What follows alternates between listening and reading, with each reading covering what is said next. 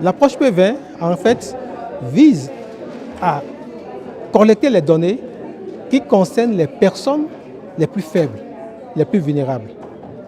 Et quand on dit les personnes les plus vulnérables, on a dit P20, les 20%, c'est le dernier quintile au niveau de la population. Et c'est eux qui ont justement donc beaucoup plus de problèmes. Et si donc on arrive à collecter les données sur eux, c'est de savoir, n'est-ce pas, en termes de nutrition, comment est-ce que cette question est véritablement adressée.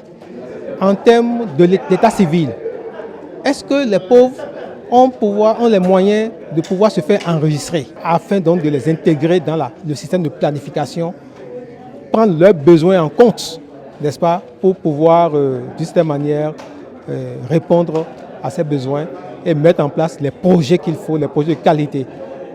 Ainsi donc nous pourrons donc d'une certaine manière régler un tant soit peu la question de pauvreté.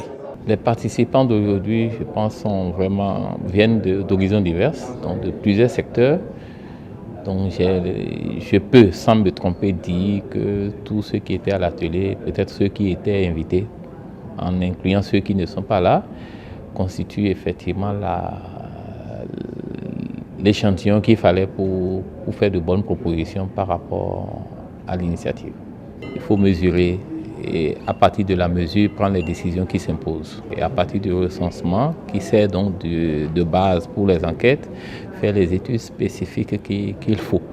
Et c'est en cela que l'initiative Arche, si elle peut se débarrasser de certaines pesanteurs, constituerait un bon élément de réussite de l'initiative P20.